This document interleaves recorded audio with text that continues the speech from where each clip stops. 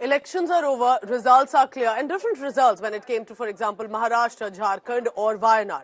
But it's the EVM face-off that's still escalating. The Congress party is now, in fact, asking for a pan-India campaign with regard to electronic voting machines, basically to remove the EVMs and go back to the paper ballot.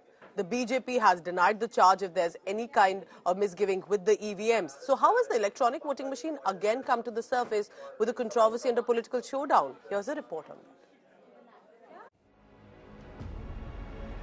The Maharashtra Vikas Aghadi remains stunned. The opposition is unable to decode the reasons for their decimation at the hands of the Mahayuti in the assembly elections. Congress President Mallikarjun Kharge has called for a nationwide campaign to bring back paper ballot.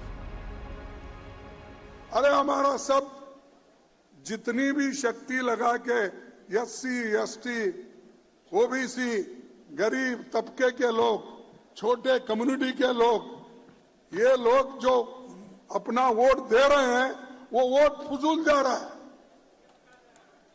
नहीं, वो EVM छोड़ दो, हमको EVM PVM कुछ नहीं, हमको होना ballot paper पे वोट बस। The Congress demand is backed by its allies.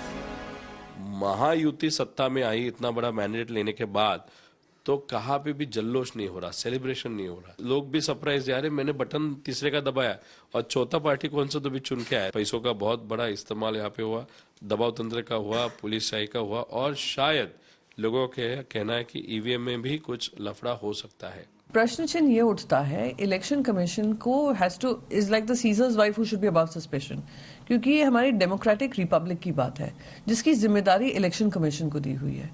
तो सवाल ये है कि क्या ईवीएम को एक मीडियम बनाया जा रहा है to tamper with number of votes polled and counted and to declare winner. The BJP has trashed the opposition's allegations. Modi ji के घर में ईवीएम मशीन है। E for energy, V for vikas, M for मेहनत।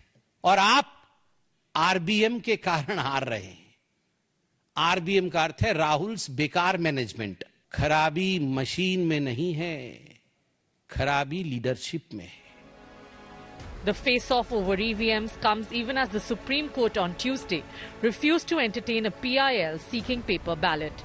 Rejecting the petition, the court pointed out that political parties question EVMs only when they lose elections. Bureau Report, India Today.